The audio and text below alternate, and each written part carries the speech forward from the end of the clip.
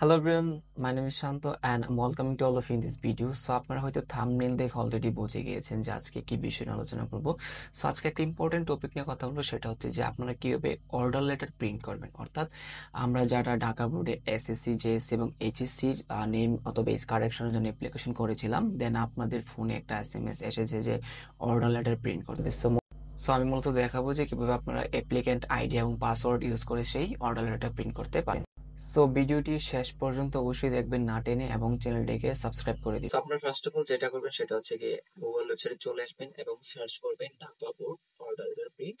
তারপরে দেখবেন যে এরকম একটা ওয়েবসাইট আসবে, Dhaka education board online application and e filing system. তারপর এটাতে ক্লিক করবেন। এটাতে ক্লিক করার পর এরকম একটা ফর্ম আসবে, মাধ্যমিক ও উচ্চ মাধ্যমিক শিক্ষা board Dhaka online application and e filing system. নিচে দেখতে পাচ্ছেন যে last update of application. So এখান থেকে মূলত আপনি যেটা করবেন, এখানে আপনি অ্যাপ্লিকেশন আইডিটা দিবেন এন্ড পাসওয়ার্ডটা দিবেন, যেটা আপনাকে দেয়া হয়েছিল আপনার যখন ফার্স্ট টাইম যখন আপনি অ্যাপ্লিকেশন করেন আপনার কলেজ থেকে বা স্কুল থেকে, তখন কিন্তু আপনাকে এসএমএস এর মাধ্যমে একটা অ্যাপ্লিকেশন আইডি এন্ড পাসওয়ার্ডটা দেওয়া ছিল। সেই অ্যাপ্লিকেশন আইডি এন্ড পাসওয়ার্ডটা দিবেন, দিয়ে তারপর ফাইন্ডে সার্চ করবেন। ফাইন্ডে দেওয়ার পর কিন্তু আপনারা দেখতে পাচ্ছেন যে নেম এন্ড এজ কারেকশনের একটা ফাইল চলে আসছে বা ফর্ম চলে আসছে। এখানে আপনি ব্যাকে যেতে পারবেন, প্রিন্টে যেতে পারবেন। প্রিন্ট অর্ডারটা কিন্তু আপনি এখান থেকে দেখতে পারবেন।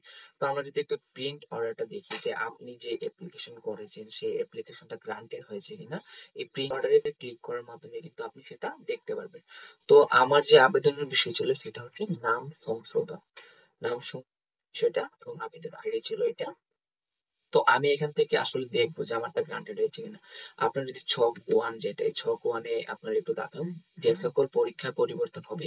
মূলত এখানে হচ্ছে পরীক্ষায়, অর্থাৎ আপনি এখানে আমার পরীক্ষার নাম ছিল এইচএসসি, নিবন্ধন নম্বর ছিল এইটা, রোল নম্বর ছিল এইটা এবং পাস সেশন ছিল এটা। অর্থাৎ আমার জাস্ট এইচএসসি লেভেলের যে নামের সংশোধনটা সেটা জাস্ট এখানে পরিবর্তন হবে। আর আপনার হতে পারে সেটা এসএসসি লেভেল হতে পারে বা জেএসসি লেভেল হতে পারে, তাহলে কিন্তু বাকিগুলো এখানে দেখানো হবে।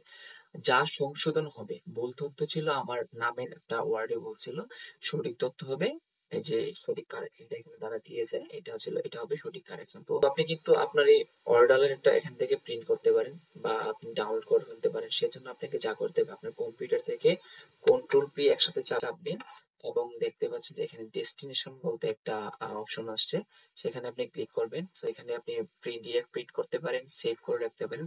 তো আমি এখান থেকে সেভ করে রাখবো।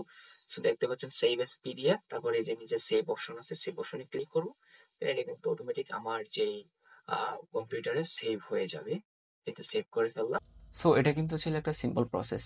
এটা ফলো করে আপনি কিন্তু বাসায় বসে আপনার ফোন, ল্যাপটপ বা কম্পিউটার দিয়ে কিন্তু আপনি নিজেই বাসায় বসে ইজিলি আপনার অর্ডার লেটার প্রিন্ট করতে পারবেন এবং সেই অর্ডার লেটার দিয়ে কিন্তু পরবর্তীতে আপনি ডকুমেন্টের জন্য অ্যাপ্লাই করতে পারেন। আমি আমার পরবর্তী ভিডিওতে দেখাবো যে কিভাবে ডকুমেন্টের জন্য অ্যাপ্লাই করতে হয়। সো আজকের ভিডিওটি এই পর্যন্ত রাখছি। Thank you everyone, thank you for watching this video and make sure that you are subscribing this channel. আল্লাহ হাফেজ।